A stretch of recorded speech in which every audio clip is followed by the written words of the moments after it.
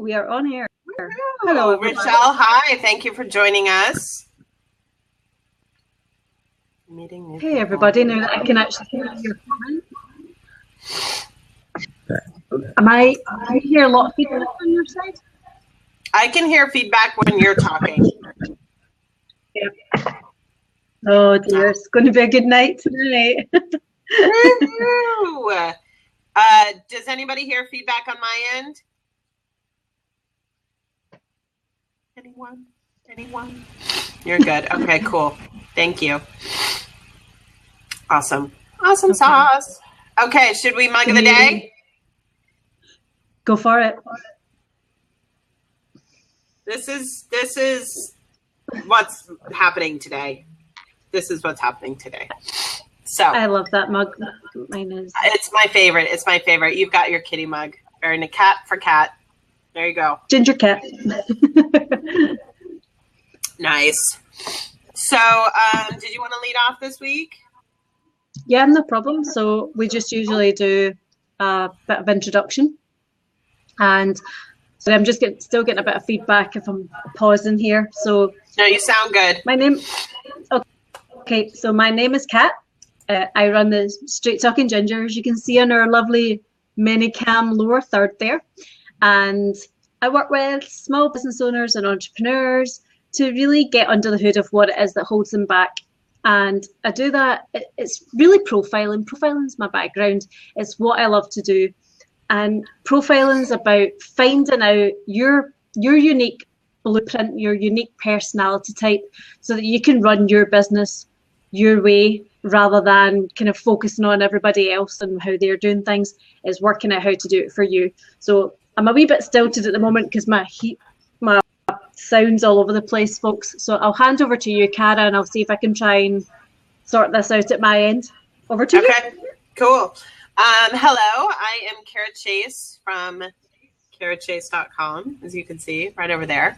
I am a social media strategist, and what I do is I help small businesses figure out what they need to be doing on social media. So it's far more than just, hey, I'll post 10 tweets a day for you, pay me $10 an hour. It is totally in line with their marketing objectives, what they want to accomplish with their business, how social media fits into their overall digital marketing plan.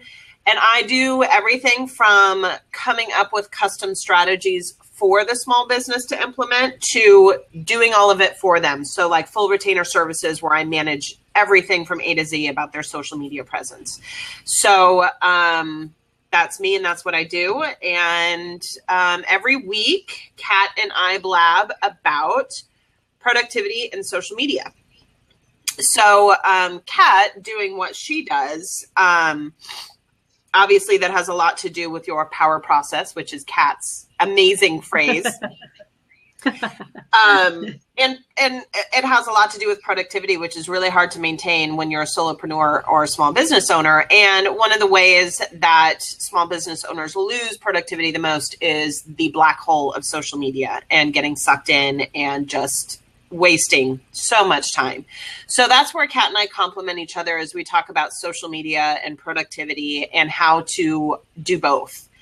And so every week we talk about some subject under that umbrella. We're always surprised that we can come up with some sort of different topic every week that's under that umbrella, but we do.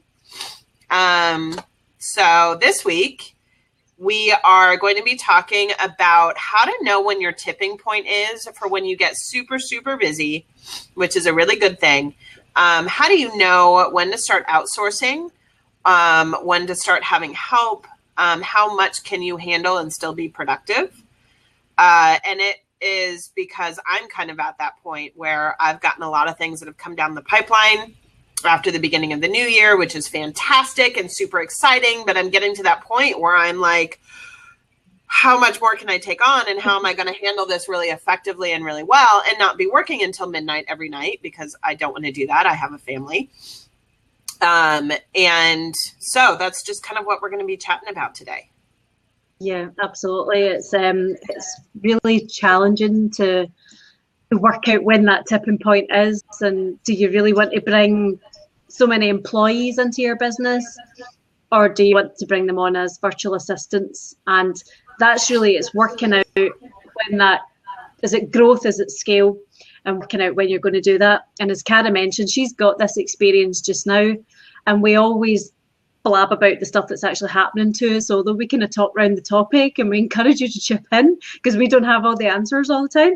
It's just to generate a bit of discussion as well. Right. The point is, it's real life. It's real life for small business owners, and that's why we always talk about it. You just need to get your stuff done, because the reality is, if this is happening, and whilst it's great to have all these new clients coming on board, you need to find a way pretty quickly to deal with it. And that's what it's like for small business owners, particularly when there is only maybe one or two of you in the business.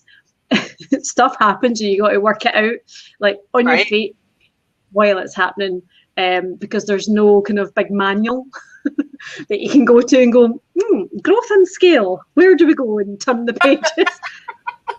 I must write that, I must come up with that and sell that, because that's really what we're all looking for. Our process behind growth and scale. Yeah, I'm going to write that down.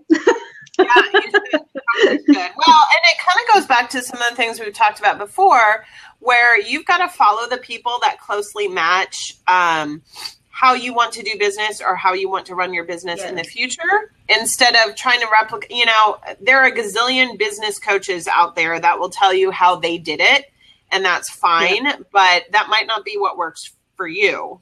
And that's really what you deal with, Kat, is the whole small business owner blueprint. Yeah, definitely. I mean, I watch people struggle because they're trying to, you know, they do that comparisonitis thing where they watch everybody else selling, particularly in the online world. They're watching their competitors, and of course, social media, you very rarely get anything negative about a business. It's always like, oh, look, we're doing this, and it's 6 figures and it's 7 figures, and oh, wow. And behind the scene, it's like everybody on hamster wheels, but you never really see that bit of it. So when you try and replicate what they're doing, or you get so focused on what it is that they're doing, you're taking your eye off the ball. And what you're not doing is then working to your own strengths and working to what suits you best. Because whilst we talk about productivity, there's not a weekly schedule that I can hand you and say, there you go, you know, your life will be perfect.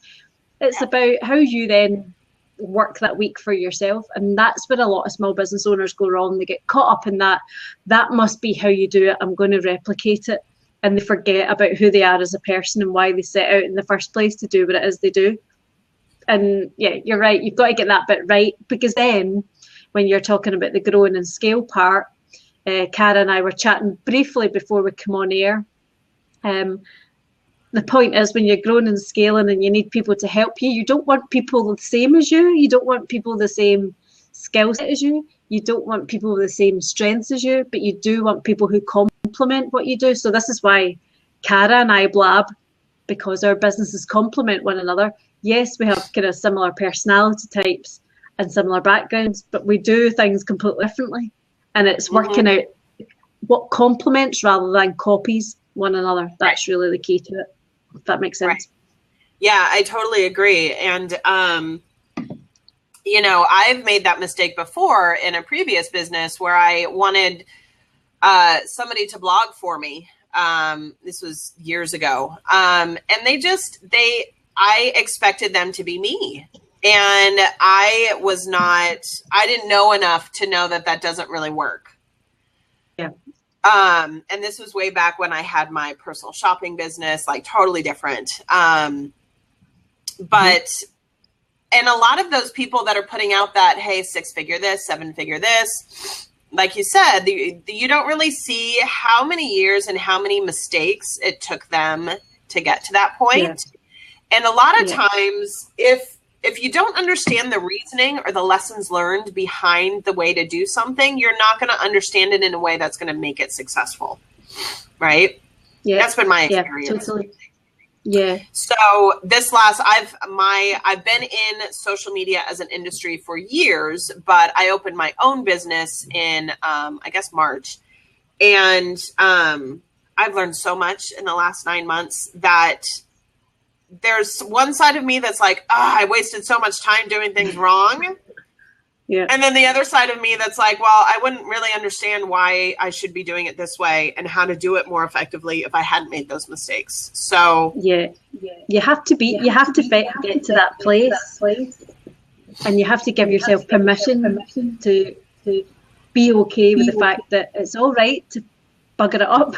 You know, failing is learning. It's the old thing, and it is out there in the world of social media. As I've said, we only see the positives, and it's very rare that you find anybody brave enough to say, look, here's all the mistakes that I made. Right. Here's all the stuff I did wrong, but here's what I learned from it. And we talked just before Christmas about that, about finding that headspace to take time to reflect on what worked and what didn't work that year. Because if you don't work out what went wrong, or you haven't a clue that it's going wrong, you're just going to keep doing more of the same and then wonder why you're not like, you know, got world domination overnight, you know. So it's taking that time to reflect. Well, and a lot of it is being able to recognize that your business has to and needs to adapt, right? So I started as a new business in March, and I spent up until probably November blogging, social media, participating online, getting my name out there, all of this stuff that wasn't really generating clients for me. But what it was doing was laying this foundational groundwork of my brand, who I am, you know, establishing relationships. That's how Kat and I met on a Facebook group, you know, all this kind of stuff. And then I realized somewhere around November, okay, you know what? I'm spending so much time doing this and that and whatever every week. And I really need to be refocusing on, does this lead to making me money? Like, I've established this foundation. I've established, you know, my brand voice. Still, my favorite compliment ever is when I did a guest post and somebody that I knew from somewhere else said, I knew it was even you before I realized that you were the author. Like, you were on some other site and I thought, this sounds like Kara. And I thought, yes, I have accomplished that goal. So it was fine for me to not really, you know, be making a lot of money or having a lot of clients or projects or whatever, because I was so focused on building up that brand affinity and awareness and that foundation of content for me. So, but then it was like, okay, if this is going to work, I need to make some freaking money. So thinking in terms of every single thing I did, how is this leading to me bringing on clients, making money? Is it a product? Is it a course? Is it, you know, whatever? And since I've been focusing on that, lo and behold, after the beginning of the year, the floodgates just opened. And this is what prompted our topic for the day is I've got all this business coming down the pipeline, which is fantastic. But I'm getting to the point where I'm like, oh, shit. Like, crap. How, like, okay, I can do this. Keep it coming. Because the more business I get, the quicker I'll get to that tipping point of, okay, I need to hire somebody to help with these tasks, you know, whatever it is. So it would be great. It'd be great if all the work was just then steadily split throughout the year. But for some reason, it never works like that. As you say, once you open the floodgates, which is fantastic, but then you suddenly find yourself, wait a minute, I'm rowing my boat myself here. And like, where the heck do I find people? How do I start to trust people? Where do I find them in the first place? Do I use gigs like Fiverr or Elancer or whatever the heck it is? Or do I get recommendations from other people who have used EAs? Or, you know, it's a minefield of where to start, because you really want good recommendations. And I suppose you've got to sit down now and work out, what is it that I need that person to do? You know, you're now kind of, you're the CEO of your business. So you kind of need to work out, okay, what is it I need done and who am I going to get to do it? And get through that. I think we can all agree that you're in your business for whatever you're good at doing, right? You have a passion for, or you're good at doing something. And it's not that you want somebody to replicate that for you. Yeah, Kat, there's something rubbing on your mic. Yeah. How's that? Does that sound better? Better. Yeah. Is that okay? Cool. Sorry, folks. So it's not that you want somebody to replicate that for you, because there's only one you, but you want somebody to free up your time to be able to do more of what you're doing. Yeah, there's problems with it. That's so weird. What kind of noise is it making? It sounds like your mic is like rubbing against your clothes or something. And it's not. It's on top of my webcam, and it's completely nothing. Weird. I know. There's nothing I can do about it. Is it really, really noisy? Right. I'm going to cut out. It sounds fine now. That's so weird. Is it? No, I'm not even doing anything. The universe right now is in a very weird place. I'm just going to put that out there. It's, there's weirdness going on. Hi, Hillary. Thanks for joining. Gremlins in the own zone. That's exactly right, Jackie. So anyway, I was talking about how, you don't want somebody to do what you're already good at doing. You want somebody to do what you don't like doing, so that you have more time and energy to continue doing the things that make your business great. Yeah, absolutely. You've got to be sensible about it. Anybody who's got a large organization, they don't all hire people to do what they do, and they don't all hire people that are the same as them. Starting now, and it's choosing the right people to remember. It's but who do you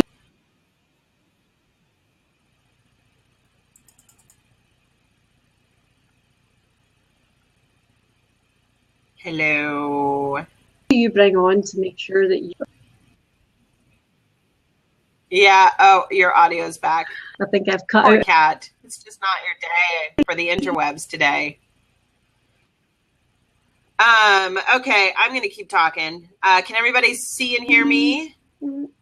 Hopefully, yes. Okay, so we would love to hear, is there anybody on here that has their own business that has gotten to the point of hiring somebody? You can open your request an open seat. I'm on audio. Can everybody see me? So sorry for the technical difficulties today. So if there's anybody here that has gotten to the point that they have had to hire somebody to help with their small business, please jump into one of our open seats, and we'd love to chat with you. I don't know about everybody else, but when I think about hiring somebody, I don't want to hire an employee.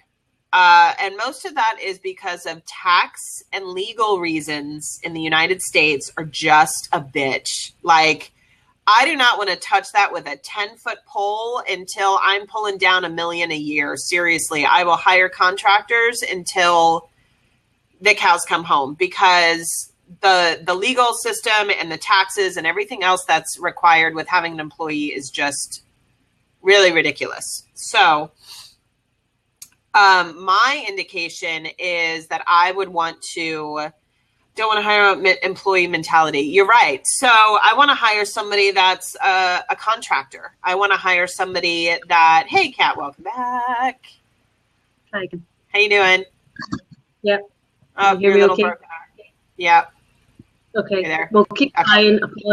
Apologies for all the technical issues. I'm keeping track of the messages here. So carry on, Cara. So I was just talking about how, like, I don't want to hire employees with a 10-foot pole. Like, just the tax and legal issues and everything that goes into actually having an employee is not something that is even on my radar for a 5-year. Like, I just no. So, then you look into, do you hire somebody under the table? I'm not saying that you should do that, but people do that. And then you've got the freelancer companies like Upwork and Fiverr. I know that there are people that have had really good experiences on Fiverr. I have not. I've had terrible experiences on Fiverr. So you've got to try it out with the knowledge that, you're going to probably spend a little bit of money trying to find somebody, or try and get recommendations for like a specific person within the freelancing community. Yeah, I think recommendations are a great way to go, Cara. Recommendations is, if you can get that from people who are like-minded, the same kind of people as you, Right. and they're recommending somebody, then you don't go far wrong when you get somebody like that. Because I'm just noticing Hilary saying in the comments there about, you don't want MD with an employee mentality. You're absolutely right. Unfortunately, I've met a load of those people too. They just can't seem to break that mold. Well, it's worse when they're their own employee. When you're a solopreneur and you have the employee mentality, it's like, oh. I know. I mean, my employee is rubbish, and as far as my employer, she's a bitch. She doesn't let me go to the toilet or have lunch or anything. There is only me in the business. It's that dual personality. But we've said that you don't want people with that clocking on, clocking off mentality. You need to find somebody who's looking for something a wee bit more than that fits with your vision. Right. Sounds a bit cheesy, but that's really the reality of it is, you want somebody who you can rely on and say, actually, this is what I'm trying to achieve with my business. This is what's coming down the pipeline. We need to get it done. You need to have somebody you can rely on to hit those deadlines. So, yeah, it's finding that golden nugget person and then never telling anybody about them and hanging on to them. Don't be that person. I've had clients that are like, oh, I don't want to share you with anybody. I'm like, well, I'm going to go out of business and not be able to share my, business with you if you don't share my business with everybody. Come on. Yeah. It works for me. But it's funny you should say about your experiences on Fiverr and stuff. I've never really used Fiverr personally, but I have used Upwork. And because of the way that they now lay that out, I don't know if you've been on it at all, but you bid for a job. So you set a price and then you tell them what the job is. And then you almost go through as people apply for that job. I found it quite a good way of working with people. I found a great guy to work with kind of on the tax and the accountancy side of things. Yeah. And as long as you're because they then get to say what you're like to work with, they get to give a testimonial about, do you know what, you're a nightmare, or you went outside the boundaries of what was requested. So to me, it's quite a good two-way street. Obviously, there's going to be different views from freelancers, and I understand that. I think you've just got to try and work with people ethically. That's how I want to be worked with. So I wouldn't want to exploit the services of others either. You've just got to spend time. Don't just fill the seat on your bus, so to speak. Yeah, I totally agree. And I think there's a couple ways to look at it. So, both Kat and I have a service-based mostly service-based businesses, and we expect people to pay us for our expertise and our experience and our skill set and everything else that we bring to the table. And sometimes what I find myself falling into is like, okay, I want a bookkeeper, but I don't want to pay more than $10 an hour kind of thing. And it's like, well, that's not how I want to be interacted with people. And I struggle with that a lot when people think of social media as a $10 an hour thing. And I'm like, well, no, that's not what I do. There are people who will do that, but that's not what I do. Yeah. So maybe the way to look at it is trying to find the right person and then figuring out how much they are and if you can budget for that. Or if you are truly at the point where you can only afford $10 an hour, you've got to be really specific about your expectations and what you expect that person to do for $10 an hour, and not expect them to do a $60 an hour job for $10 an hour.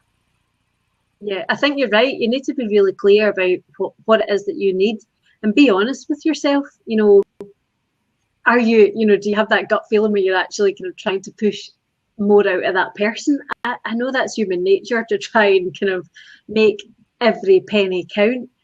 Right. But yeah, you're absolutely right. I just think you've got to work out what your budget is and work out what it is that you need to do and take advice on it. And if you can only get a third of that work done or 2/3 of that work done, then I would rather pay for that, get that done properly, and then I'll work out, how to pay for the last third, rather than try to get it all done within a really teeny tiny budget. And then, you're just, because the thing is, it's a small place when you're trying to get work and you're trying to find people to work with.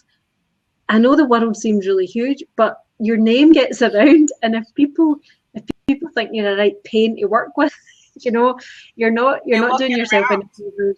Yeah, it does get around. And they'll be like, don't work with that person. They're going to try and kind of go outside boundaries. And it's not fair to do that. As Cara said, as both experts in our field, I would hate if somebody tried to do that to me. That would be just unethical. You know, you just have to draw the line somewhere. So, what are you saying, Hillary? Right. Hillary, you're reading your news. They build a business. Yeah. The tax man. Yeah. I'm doing that right now, by the way. So, probably why I've got like wrinkles and like bags under. Right. Yeah, you know I won't tell if you won't tell, Hillary. I won't tell if you won't tell. So yeah, it's I think my inclination is I'm at the point where I'm kind of at the edge of what I can handle while still getting sleep at night, relatively speaking, because I have a 3-year-old, so that's all relative. But so my first thing is like, I really want to hire somebody as soon as possible, but I know the first step is going to be, well, I can only hire somebody for $10 an hour. I'm not going to be able to hire somebody for $40 an hour right now. But my gut tells me I would rather find the right person and hang in there myself until I can afford to hire them. Yeah, I totally agree. Even when I used to have a job, like a job where you got paid. Do you remember those days? Oh, the regular paycheck every 2 weeks. I do remember those days. Yes, absolutely. And yeah, it was the same kind of thing. I watched people push to fill a space. So if somebody left, right, we need to fill their job, and nobody questioned, did that job actually need refill? Oh, there's Freya. Sorry, dog. This is it's all happening tonight, right? It's good. Yes. So, do you really need that job filled again? It was the first question. Nobody ever asked themselves. And then it was a case of, okay, if the job needs to get filled, do we just spend our time getting the next person to fill that job, and then that's the space filled, rather than spending time thinking, have we got the right person? Because that makes them happy as well. I'm just laughing. It's all happening tonight, Cara. This is going to be a hilarious recording. All the tech issues. I'm just waiting on the cat now jumping across me at this end. So. It's all real. It's all real. This is not Uber produced. This is just real life. Yeah, there is no video with white screens and beautiful offices. Nope. Yeah, so I was just saying there about, those, working for a big organisation, and post was vacated.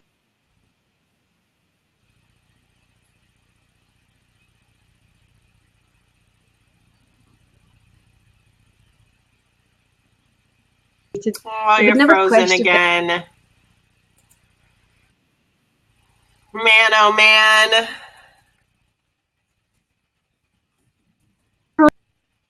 Anybody else? Shit balls. We're both frozen. Yeah. So, am I moving yet? Yes, you're moving yet. You are moving yet. Oh dear. Apologies, everybody. We have no control. And to be fair to the people at Blab, it's still a beta platform. It is. We expect this kind of stuff, and actually we've done not too bad over the number of weeks we've been doing this now. So okay, so is MD any oh my god, today is just sorry for losing people. Does MD get any questions, or has MD had any experiences of bringing on new people and the kind of things that they went through? Hillary, you don't fancy jumping in? You still here? Yeah. You don't fancy jumping in, having a chat? You like to laugh, Hillary. I know you've got your own show, Hillary, so. Did you notice tweet? Yay, come on in, Hillary. Come into the tech madness. Right? You're getting the best of me now. You're getting the sweatshirt, the disheveled hair, the writer, the editor. Yeah, I'll shut the door. I wasn't going to come on, you see, so I've got the door wide open, so now I get this look. You're loud. Hello, ladies. Hi, how are you? Thanks for I'm jumping really in. good. How are you guys? Well, apparently Mercury is in retrograde with tech right now because it's just all sorts of craziness. That sounds like my world. Oh, are you frozen? No, but I could sing Disney if you really want me to. You do this enough. Oh, good. Elodie, what's your experience of bringing people into your business? Yeah, I make a decision that when I employ, I run personality profiles, I put them through a training boot camp, and I employ no one who's like me. You're my ideal client. I love it. That's what I do. I don't need another me. Yeah. To be honest, I run now 2 magazines. I run 3 very prestigious award ceremonies, and the other side, I do a lot of professional speaking. So there's different aspects of the business. So we bring in freelancers, and I have a business partner who, poor love, she has to put up with me all the time. I just had a moment there where I felt sorry for her, but she has very different skills to me. And, you know, so when we do events, we have the same photographer that we use. We have the same Toastmasters that dress up and invite everyone in. So we've built up relationships and we give people constant work, but we don't employ, like you were saying, Cara, that no FTS. If you don't know what that means, that you can probably work that one out. Yes. We don't want to get in the same reason as you, because a lot of our business streams, they're quarterly, so we don't need someone all the time. Right. So, but we found a good way of doing stuff. There are a lot of mums who are returning to work who can't get work, so we can train them up for the functions we need. And in the UK, it works as long as you have more than one person contracted to you, they're not your employee. If you only had one person, like say one VA, they actually have the same rights as employees. Screws the small business owner. So you could say, okay, I could say, right, Cara, I need 10 hours from you this week, which actually means 20 hours, and we can negotiate. But I can book you for 10 hours this week, but I might not need you for another 2 weeks, 3 weeks. And mums that work from home, we can train them. So we're also training them with new skills.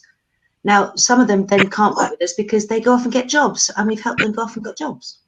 So that's been that's cool, huh? Yeah. That's really tapping into a niche that you're providing help and getting people back into the workplace as well. Yeah. Well, we're not allowed to officially have peasants, so I have to do something that fits within the legal boundaries. Absolutely. I love it. Yeah. It works. It's a win-win situation, you know. You can really help people, because I don't have children myself, but I've seen people I know, they lose their confidence going back into the workplace, you know, and we have some really exciting stuff going on. So to get them involved, that confidence raises, their skills enhanced. They're introduced to a whole new world, a dazzling place I never knew. Anyway, back to Disney. But they really can then take those skills, and their employability prospects actually increase.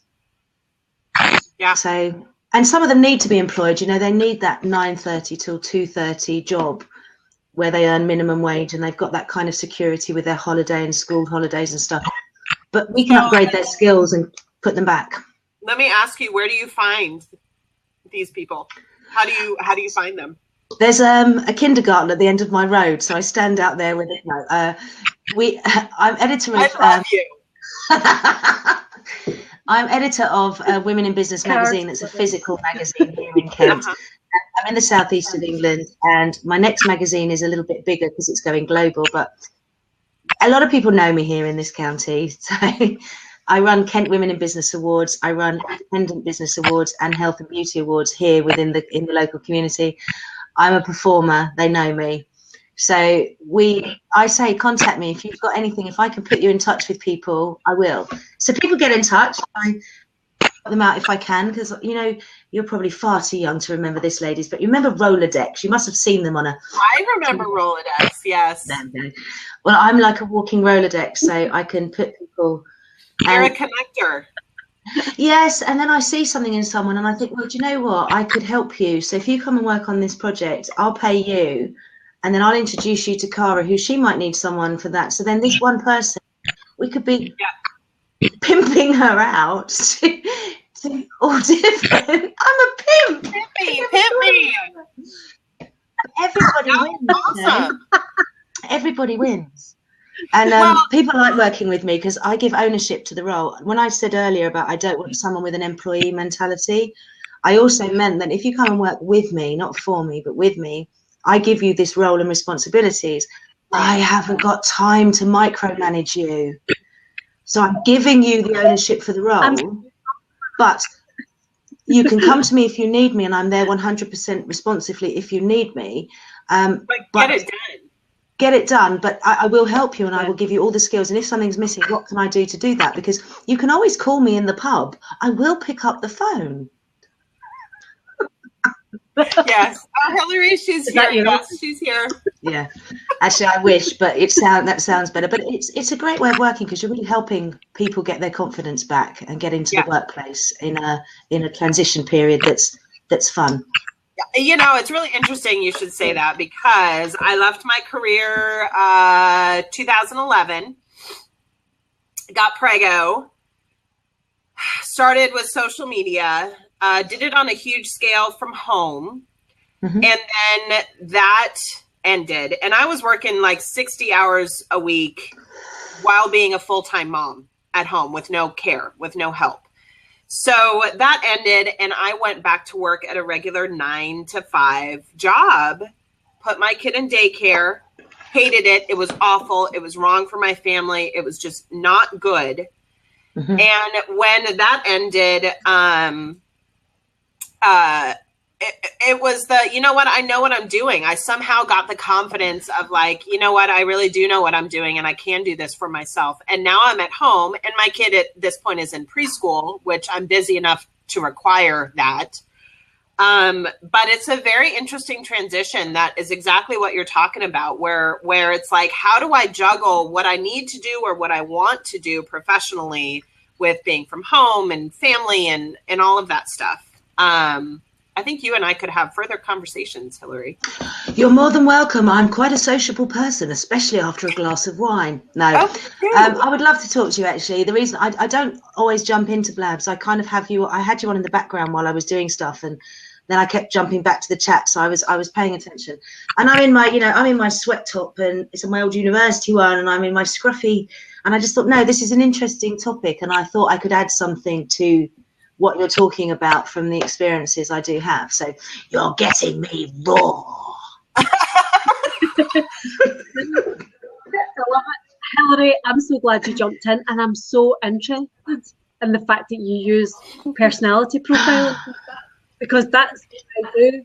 And I thank you for being on here, and thank you for saying you actually do that, because it's so valuable. I would love you to say and share. Do you find it valuable? Do you find that it's especially when you're working in the type of business environment that you're working in? Love it. Is it a useful? I love it. I actually am a CPD qualified. CPD is a professional training where people get points for part of their professional bodies here in the UK. I don't mean professional bodies. I mean, for their professional development. So I'm actually a CPD trainer for DISC personality profiling. I use the DISC system, and I'm going to tell you why I use DISC. It was the same guy that created the lie detector, and he was an American guy. His name's Dr. William Marston, and what I'm about to say, you can Google it and find out. I'm not messing up. I'm not making it up. It's not on hillarysteele.com, the only place this information exists. But he created the lie detector test, but he was working in penitentiaries in the States and got a little bit annoyed by people. He was having to work with psychopaths, and what he wanted to do was a look at a way of predicting normal behavior. And he also invented Wonder Woman because he felt that the Marvel comics needed a strong female. That's why I use this, because Dr. William Marston created Wonder Woman. Wow. Learn something new every day. Yeah, I've just got to reply to a text. I'm not being rude, but I will that's cool. Yeah, I personally don't use that system. I use a different system, but I understand that. And there's loads of systems out there. You've just got to find the one that's your preference to work with. So I use talent dynamics and wealth dynamics. Right. So I've done Myers-Briggs and DISC and whatever, but I've settled on using talent dynamics for profiling. Have a look at that. I've never heard of it. I'm gonna stalk you on that. I'm gonna see what it is. Talent dynamics. Talent dynamics. Please stalk me on that. We could maybe chat about that. I will open your eyes to a new type of profiling. And it's just interesting that you mentioned live. I do. Yeah. Let me just personality profiling. If I don't write it down, I will forget. Things because it's our backgrounds again. I don't know. You guys are frozen. Pen and paper. Cara, am I frozen for you? On audio only. Oh, I have all of you on video. Can you still hear and see me? What is going on here? Oh my God. Oh my goodness. Nice to meet you, Cara. Kat disappeared, and Hillary, you are on audio only. Here we go. Hold on. Kat's coming back. You're back, So Kat. I'm on audio only. I'll refresh. Yeah. Okay. This is nuts today. It is. Oh, Hillary's on as well. Well, Kat, as I get to the point, I will probably go through Upwork and or post in one of our groups about like, hey, I'm looking for this, that, and whatever. But I might have to pick your brain a little bit about how to vet. Oh yeah, absolutely. Because you've been doing this for a while on the other side, and the only experience I have for vetting people is if they're a bad guy or not. So I haven't had the experience of vetting people that I'm not going to put in jail later. Yeah, and I have transitioned into now realizing that not everybody's a bad person, and like that's debatable.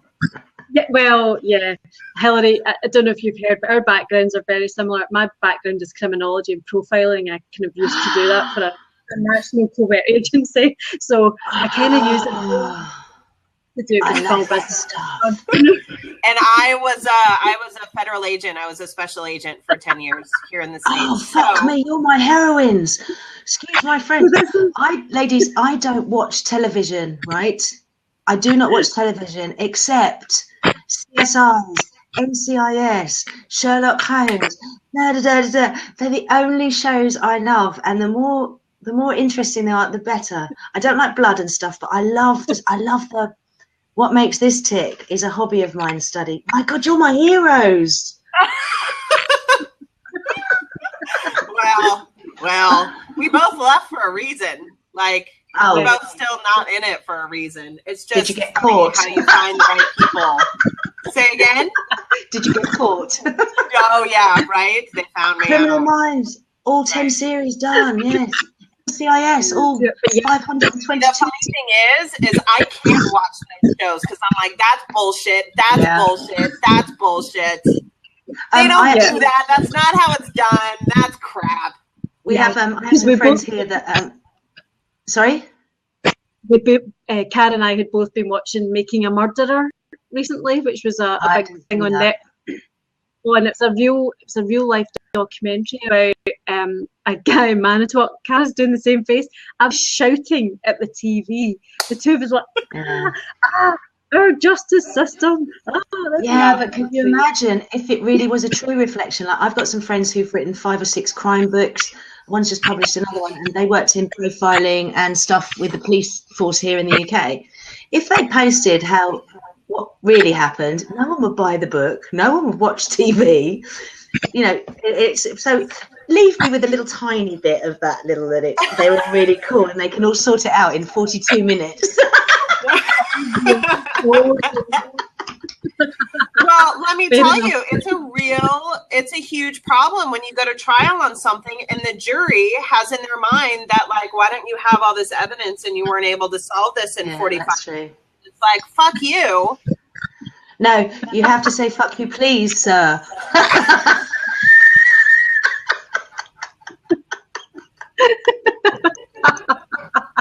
I knew we should see.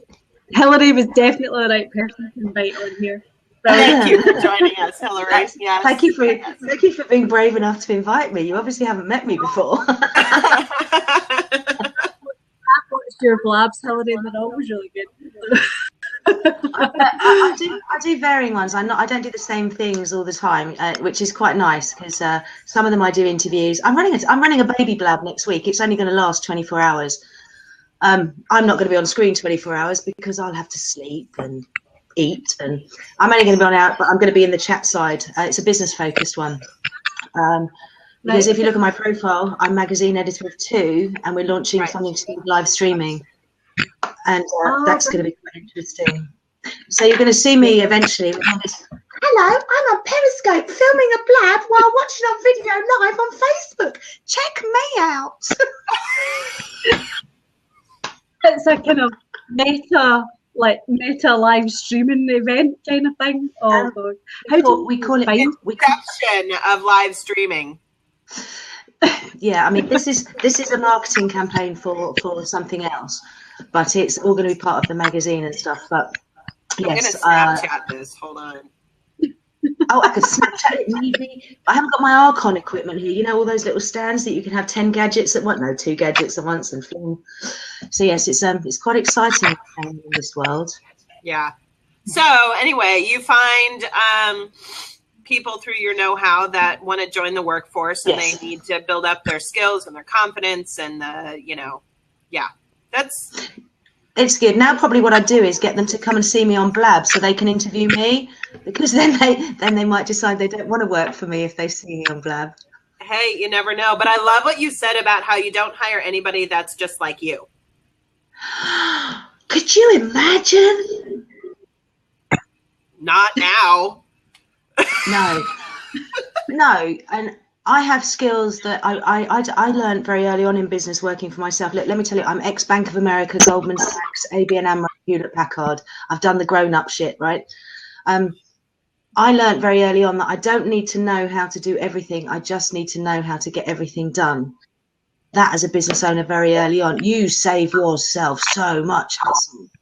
Yes. And I don't need to control everything. So, Kat, you can do this, and that's your ownership. You can do this, Cara. And then once a week, we'll have a Skype call or a Zoom or a appear.in, and we'll catch up and see where we're going, etc., etc. And if you've got any questions, ask me. I'm not going to shout at you. I'll shout at you if you don't. Well, actually, I won't shout. I'll just I'll do this. If you don't ask, I'll just do this.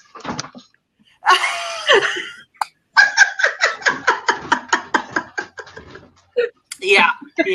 Well, that's the maturity.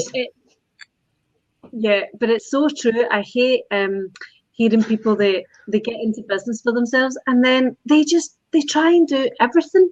And I understand, we always say that every penny counts, and I get why people feel that they have to start to do that. But they do the whole jack of all trades, and then forget why they set up, and then they hate it, and then it fails, and then they wonder what went wrong. And actually, just stick your hand up and ask for help and say, do you know what, I'm really crap at doing X, Y, and Z, and you're brilliant at it.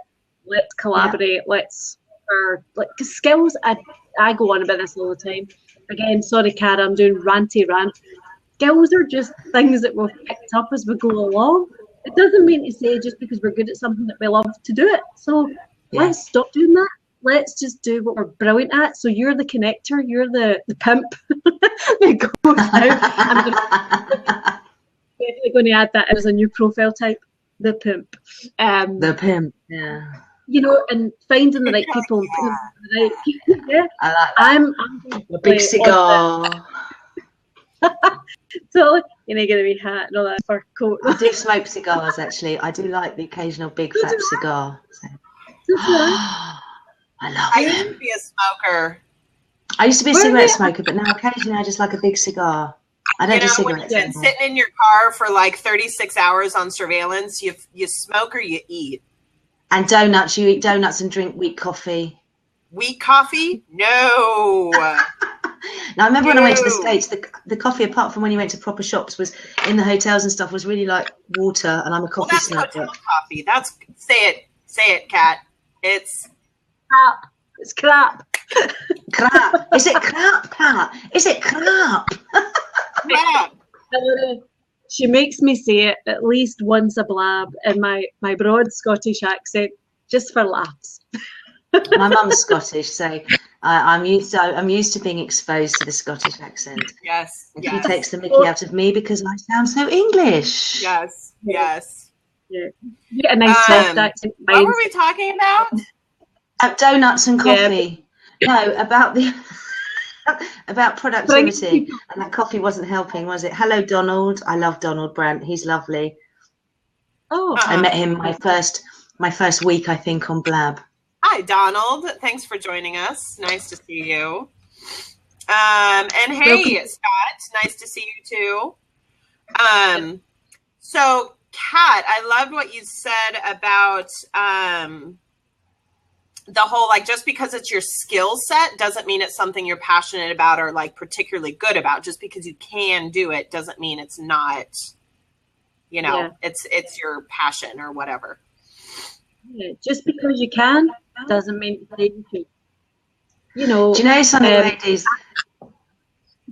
Sorry, go on. No, on you go, Hillary, on you go.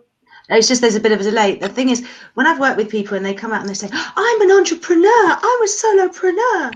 I say, so what did you do? What do you do?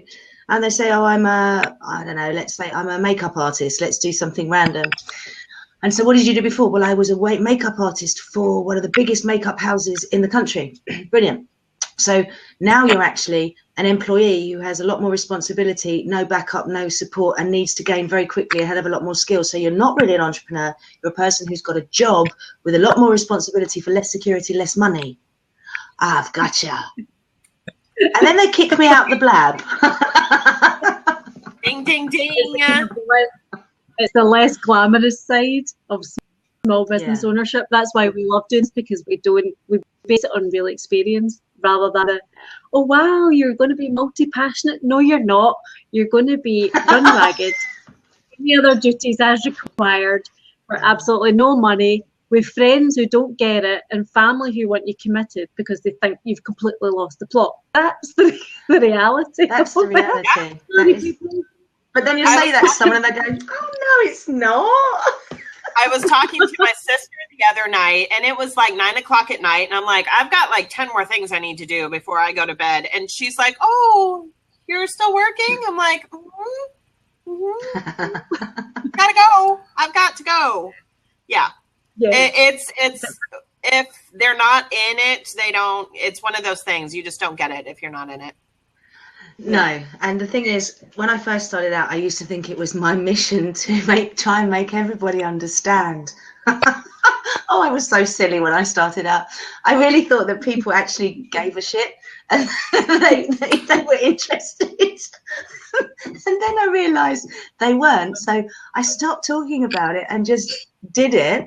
And then even today, I've had messages saying, I've just seen on LinkedIn that you're editor of the Second magazine. I was like, oh, that's old news. Didn't you know that? And it's because I'm not telling them. You don't need to tell people anything like that anymore. So I did learn, but it's like my mum, she says, anything new to tell me? I'm like, no. There's loads. There's absolutely loads. But what's the point? She won't grasp it. So I just say things like, yeah, I've got so coming for lunch tomorrow, and we're doing the fondue and the stone grill, and we're going to drink champagne. So Friday afternoon, I'll probably be drunk. Goes, okay, dear. That's nice. As long as you're happy. As long as you're happy. Yeah. And I'm not actually. I'm a very miserable. I'm a very miserable person who finds it very difficult to smile. Yeah. I can tell. You have a real problem. Yeah. But you're right. You just kind of there's no point sometimes in going through the chat because it just makes you feel bad having to try to explain it again and again and again. But yeah, but I wouldn't change it for the world. It's one of the best things I've ever tried, jumped in, feel the fear, kind of do it anyway, cliche. It's really good fun, and you meet amazing people, and you get dragged onto Blab by Cara, like kicking and screaming and out your comfort zone. I'm like, oh, why are we doing this? No, Kat, you need to come do this with me right now. Kat, you're doing this. But don't you think, though, if you'd met me in under different circumstances, you might have questioned whether I needed to be committed in your previous professions? That's a very relative term. So I might have stood on a corner of a building in the busy street and just stopped because that makes me suspicious. I might have walked across a square and then suddenly started running. That makes me suspicious. If I saw you standing outside a kindergarten, I'd probably take care of you. I actually read this in the paper today. I mean take care of you. So it's like rugby tackle or football tackle to the ground, and off the glasses go flying, and I go like this. Yeah. Okay, I've got the picture. That's cool. Yeah. This is amazing. I'm gonna be a real cop. You can't do that on TV. You can't do that on TV. What's running through my head is we're having a blab about employing people. There is no chance anyone will work with us now. There is no chance. Yes, but then isn't that a good filtering system? But I bet you what? I bet you all three of us would work together. Yeah, that's true. Yeah, Cara and I collaborate, so yeah. So there you go. You see. Yeah. So, we might have just added a pseudo musketeer. But you look at this, right? The power process behind social media and productivity, right? Getting your shit done. This is a power process. We're using social media. We are enhancing and forging relationships that hopefully will lead to a sustainable future and potential impact on each of our individual businesses. Perhaps in the future, there will be a collaboration zone where we can look back and actually chart it down to social media, right? Oh God. Have you thought about writing resumes for people? Resume service? Yeah, I need some alcohol. I haven't started yet. I haven't done any. Yes, I had to write my own resume not long ago for a position that I don't want anymore. It's a voluntary position that I just don't want anymore because my life has moved on. And I was looking, I was going, what have I done? I know. I haven't written a CV for like 15 years. And it was like, she likes to take walks along the river to calm down. And it didn't have the same. Calm down. Yeah. No, I'm actually I'm just in a giggly mood today because you girls, it's been really entertaining, the discussion. And I think a lot of what we've said in jest, especially when we were talking about mums going back to work and being able to get employees or freelancers and outsourcing stuff, I think a lot of what we said was really quite relevant and was quite honest. So I think if anybody does brave the replay, they will actually learn something from this blab and not just three women going like this. I can't even see you anymore. I've got audio only. So I can't even see that. I can see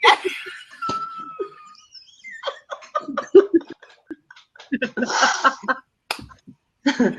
Oh my God, I need a drink. No, you're absolutely right. It's only 10:30 in the morning here, and I need a drink. Oh dear. Would you like me to call someone? You probably have a contractor down the street. Yeah, probably. Yeah. Yes. Just check my webcams. Hang on a sec. Yeah, our blabs are never really serious anyway, so this is particularly entertaining. But I do think without realising it, we've probably ruled a lot of people out from working with us because I don't think they would be mad enough to work with us. This should be genuinely required watching for any potential employees would be to watch this blab. Yeah, and see if you can cope with that. Do you know, if you stay to the end, I've done most of my blabs that I'm involved in. They aren't particularly serious, but I was involved in one yesterday, which was for Tuesday, Safer Internet Day. And I was co-hosting with someone, and we had someone from the legal aspect, someone that goes into schools about teenagers, protecting them for the internet. And it went on for about an hour and a half. I tell you what, I was grown up for an hour and a half. I was on screen like this, and I was hosting and commenting and doing this. And afterwards, I was like, I was really grown up for a whole hour. Oh, check me out. Well done. So I went to my I'm so fucking professional. And so then I went on another blab in the evening and just went, and then ran off. Right.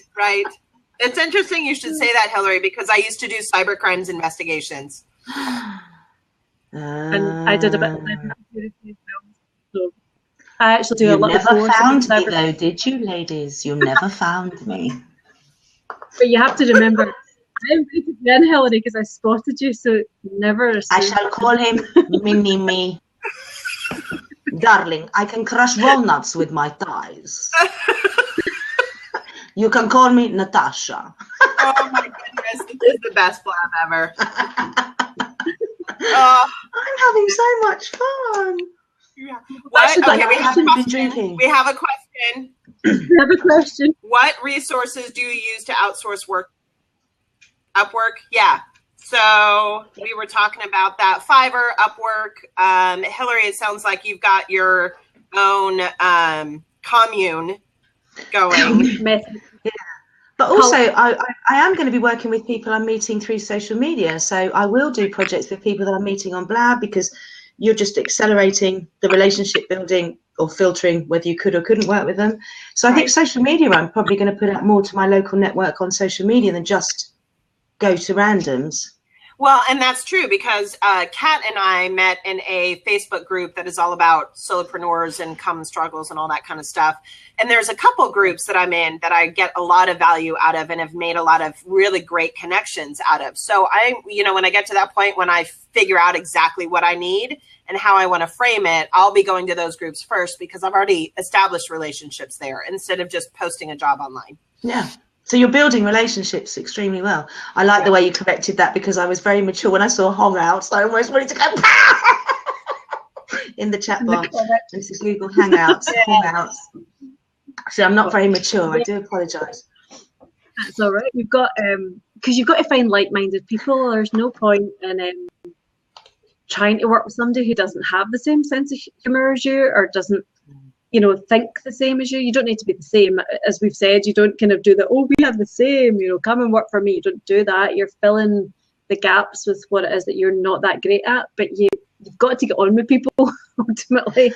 And also, a piece of advice I will give is, even online, you can be so tempted to join Facebook groups where everyone's moaning, bemoaning, lamenting, needy, looking for people just what they can take from them. And it's all under the umbrella of, we're supporting each other.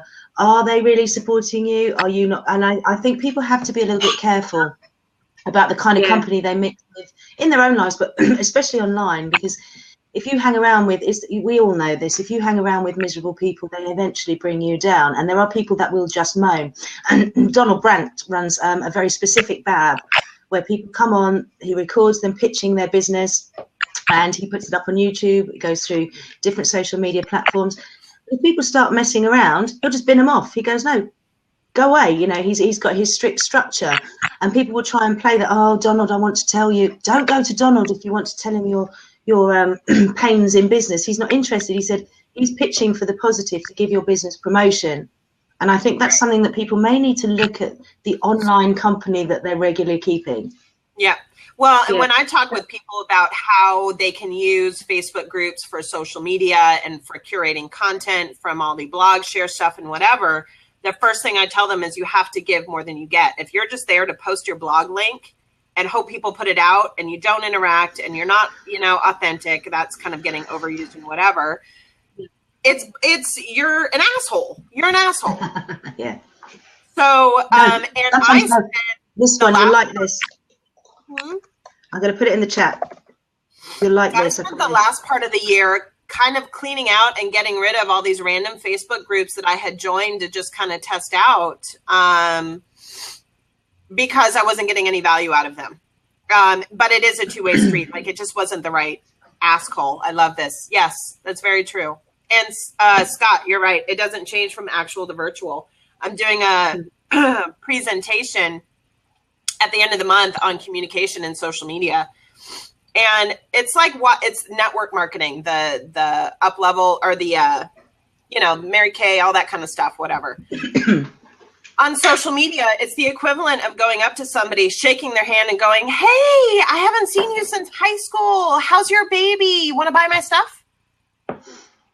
Oh, I'd love to. Let me give you all my hard-earned cash straight away. Would you do that in person? Would you do that in person? Why are you doing that on social media? Get out of my face. No.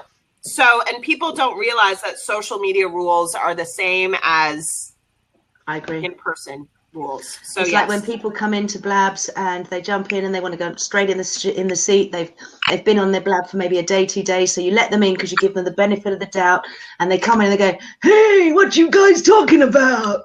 Well, if you'd like to sit in the chat bar and listen, you'd know. Oh, but let's tell me what you're talking about. No, get out, go and sit there and respect. You wouldn't walk up to 3 people in a bar. Could you imagine if the three of us are in a bar? Someone isn't going to walk up to us and just start a conversation. They could try, but one of us would close that triangle because we're talking. Yeah. Wouldn't we? And it's the same here. We would lock the seat. Unless someone made a gentle approach like they would in the chat bar, why don't you come in and join us like you did to me? Come in and have a chat. If you've got something to say, yeah, come in. You know, it's different, isn't it? It's being invited in as well, not pushing yourself. Oh, I think there was one of the first Blabs we did, and it was hilarious. We were just sorting out all the, the technical glitches like we've experienced tonight. And remember the guy that came on and was playing his guitar? And we were like, you remember he was playing music? We're like, what are you doing? Like, go to YouTube yourself, record it and put it there. Don't come in here and play your guitar, you crazy person. But I want to sing you my love song. It's a tragedy, but I want to sing it. Have you ever seen our resting bitch faces? Do you know, it's like they're pretty epic. We are professional. Yes. I'm extremely professional in everything I put my mind to. It's just whether you put your mind to. I hate that. Work hard. Create the life you want. Work hard. All that woo-woo stuff. The woo-woo stuff doesn't come by just sitting talking about it. The woo-woo stuff that everybody wants comes through freaking hard work, sacrifices. Stop bullshitting yourself that you're successful. Stop bullshitting others. Ask for help. Build something. Project, plan, and strategize. Done and dusted. And then you can have the fun of being an idiot like I am and get paid for it. Right? Yeah. Right. Absolutely. Yeah, I definitely know, like... Sorry, go ahead. No, on you go. I was just going to say, that's the name of the game. You can have all these, I want to do this and I'm going to do, build this course or write this, all of that kind of stuff. But until you actually start taking steps and plan, you don't even really have to know how you're going to get from A to Z. Just start and figure it out as you go. Shall I tell you a secret? Of course. 3 years ago, it's not really a secret, some other people know this, but 3 years ago, I was launching an awards ceremony for women in business. And someone said to me, how are you going to add value to the people that sponsor, the businesses that sponsor and support you in the awards? And I said, and as I'm looking at the camera right now, this is how much I flinched when someone said, so how are you going to add value? I went, that's because I'm going to launch a 72-page glossy magazine called Kent Women in Business on the same night in just 4 months. Can I ask, how much publishing experience do you think I had? 0. We're now 3 years old. And oh no, look, I can show you. It's quarterly, so this is the latest one. So it really is. It's a proper, nice, proper paper. And we did that in 4 months. We did that in 4 months, and my business partner had no design experience. We went into a prison in the UK, into the print department. We worked on a community project with a prisoner learning design skills. I did the first 2 editions of the magazine in there as a community project. Wow. I started with the end in mind and worked out how to do it. So exactly what you're saying. And so when I say that to someone, well, what do you mean by that? I can seriously back up what I mean by that, because that we got it at 5 p.m. the day before we launched it. We were only given 300 copies of the first 5,000 print run, but I had enough to attend this dinner that I was hosting, that I'd never hosted a big dinner before like this. And I stood there on the stage and I said, and here it is. And as I was so wow, because I shouldn't have been hosting it, but I went, and everybody around the room got their magazine and then smelt it. And I thought, gotcha all. So starting with the end in mind and working out how to get there, I'm not a designer, I'm not a printer. All I did was in 72 hours of announcing that was got the ISSN number, like with a book has its ISBN number, and registered it with the British Library, and then told everyone, hello, my name's Hilary Steele, I'm editor of Kent Women in Business magazine, because I was. I didn't have a magazine, but I was, and that worked. And you have to have that kind of belief in your own abilities to do that. Otherwise, we'll all be the same as our family and friends that are just sitting there going, yeah, I'm a book sniffer too, but don't tell the cops. But it's funny, Hilary, I was in doing a bit of a session on confidence with 40 students a few weeks ago now. And one of the slides I actually put up was, you don't need experience, you just need confidence. And they all thought I had gone batshit crazy. I said, no, this is the reality. Because see, when you work for yourself, it's the only job you've never had to get interviewed for and write a CV for. You've just employed yourself, your head, the book's for you. And actually, if you don't have the confidence, it doesn't matter if you don't have the experience, you work it out. Like you say, give yourself a deadline, set it, and then say, oh, crikey, I actually need to get this done now. And it was really public. Really public goals for me. But you do it. You find ways to do it. You connect with people. You attract people into your life that can help that happen. Oh, don't get me wrong. After that night, the reality was I stayed up till 4 o'clock drinking champagne going, WTF have we just done? And I fell asleep for 3 hours, woke up 3 hours later. I was swollen up. For 2 weeks, I just went, don't let people talk to me. It broke me. And then the year later, I said, I won't be in that same position. So I made the next year for that next event so much more easy. Because if I was in that same position that had the same effect on me as it did the year before, then I haven't got a business. I haven't learned anything. The first year, it nearly broke me. And the second year, I worked out how to make it work much better. Yeah, work for you. And I will send you, ladies, via Twitter, I will send you a link to YouTube that shows the seriousness in which I open these award ceremonies and the skills I'm going to send you later via YouTube. I must say that I learnt 2 days before the event. Very nice. And if you're ever looking for some wonderful women to appear in your magazine, I know a couple. Do you know what? I don't know any. Since I've been editor, every woman in business in this county is my new best friend. Right. But I pick and choose. My content isn't just restricted to people in Kent. I have an American lady in this one who I met on Blab, and she still does some blabs. She gave me a very good article. I've got 2 guys that come in. I got them on a Blab, did a Blab article, so I've got them on the screen, in the picture. Nice. And we've got a lot more of that going on because the live streamer and then Blab, because the worlds are crossing and people I'm meeting on Blab are giving me great content. So it's not restricted to Kent. There's certain things that are restricted to Kent, but not all of it. So welcome. That's the beauty. Very cool. Yeah. That's the beauty of being the boss. They put me in charge. I know. It's like, how did we get away with it? Somebody is going to find me out at some point. So no, they're not. That imposter syndrome, right? People talk about this imposter syndrome and people are going to find out, fake it till you make it. That's bollocks, right? If you've got the balls to put yourself out there as something, like me, with no experience as an editor, I'm editor of a magazine, people believe that because I was an editor. The fact it didn't exist didn't mean it wasn't going to exist. And I think people have to ditch that imposter syndrome, sit down, have a glass of champagne and just get on with it. And enhance the skills you've got. And then if you haven't got the skills that you need to find someone, learn them. Everything can be learned. But I really get, because people tend to blame imposter syndrome. Oh, nobody took me seriously. That's bollocks. You didn't believe in yourself. You didn't do what was needed to get you to the next step. You almost wanted to fail, and I'm quite hard actually. I know I love being on stage, and I'm just about to do some stand-up comedy for the first time. But when it comes to business, I turn around and say, you're just dicking about. You're wasting time. You're not taking yourself seriously. If you don't take yourself seriously, how can anyone? And then I go, oh, that was a bit harsh. But then they come back and they say, thank you. They're not paying for this. This is just if they ask my opinion. Right. So I think imposter syndrome, no, you just need to find the right people that will help you, a mentor, connect with someone, and there are people out there that will help.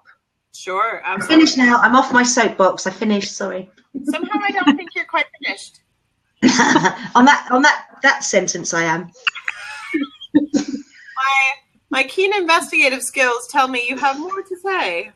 And my keen deceptive skills tell me that I'm stubborn and I can go like this and maintain this pose so you think I'm frozen. That's hilarious. Well, it's only audio for me at this point, so I couldn't tell what your face looks like right now anyway. That's hilarious. Yeah. Constructive This criticism. is exactly right. It is. I would rather have that than bullshit. Yes. This year, what have I been saying? It's all about no bullshit for me this year. No bullshit. Yeah. Tired of it. Definitely. Tired of it. Well said, Cara Chase. And this is why I actually just called my brand Straight Talking Ginger brand, because then I didn't have to come up with it. It's just, it does what it says on the tin. If I think you're crap at something, I'll just tell you you're crap at something. You know, the ginger in it, it kind of, you know, makes people think hot, fiery Scottish redhead that she ain't going to take no shit. You see, so you've used that really well there. My nephew is ginger, and his dad, my brother-in-law, he set up a design business, and he's called it Ginger Shark. Because this kid is like, just don't mess. Just don't mess. Just own it. Yeah.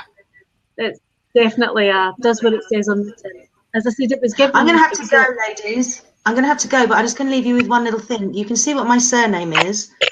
My first book that we were talking about this subject a little while ago, but the first book that I've been working on for the last 2 years is called Balls of Steel. Nice. And I'm going to leave that because we were talking about having balls in business, and the book is about having the balls for yourself, not trying to be what you're not. So, ladies, it has been a true pleasure meeting you. I'm starving. I need to go and shove some fuel in this little chops to feed the brain.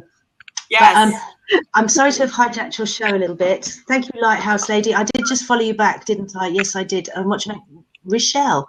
Oh, that's a cool name. I have followed. Lovely to meet you too. So thank you for entertaining me. Yes, thank you for entertaining us. You are welcome anytime, and we should catch up later. We can DM on Twitter, and definitely, I would love to talk to you both.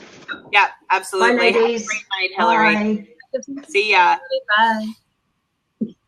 Bye. So wow, we have like 10 minutes left. It always happens that way. No, absolutely. It always happens that way, where you think that we're gonna have nothing to talk about for an hour and a half, and sure as shit, here we are. But it just shows you, and it just shows you that you know, small business owners, and we all have the same thing, trying to find people to work with and take your time to find the right people. So that was brilliant from Hillary. Thanks so much for sharing that, Hillary. It was excellent. So find mums who need to get back into the workplace, Cara. Yeah, that's what I mean. Yeah. So originally, just to bring it all back around for those who didn't catch the beginning, originally we were talking about as a small business owner, what is your tipping point, and when do you realize or take that step into hiring somebody to help you, whether it's an employee or a contractor, or you know, however you're going to work that out with the tax man and how it works for your business, and you know, whatever. When do you reach that point, and how do you go about doing that? And that's kind of how the whole conversation started with Hillary, because she has had a really great success with hiring moms that are looking to up their skill set and get back into the workforce. So that originally was what we were going to talk about today. And we pretty much did. We talked about a lot of other things. I think there was cigars, there was everything else. It was all good. Yeah. Criminal minds. There's all sorts of stuff. All sorts of stuff. So anyway, we're here. We're here every Thursday at 9:30 Pacific, 5:30 Greenwich time. Yep, we are indeed. And we talk about social media and productivity and all the stuff that goes into that and being a small business owner. And I apologize for all my sniffles today. I'm coming down with something. So apologies for the Kleenex sniffle thing. And apologies for all the technical glitches on which appear to be on my end this time. So apologies for all of that. But hey, it's Blab, it's beta. We do what we've got to do, and we roll with it. It's how we go. So We could just probably wrap it up, Cara, if that's, because it seems as if we've just that's totally good with me. Thank you so much, everyone, for being here in the comments and the questions. And I'm going to sneeze. Yeah. It went away. Oh. There's a Blab. We could bet on when we're going to sneeze. Fantastic. Love it. But yeah, you should go and get like some Lemsips or whatever the heck it is you take over there for colds and stuff and feel better. Yes. Thank you, everybody. Mark, good to see you too. Scott, good to see you. I'll let you know about my local speaking thing coming up here. And we'll see you next week. Yep. Bye. Bye. Take care. Speak soon. Bye.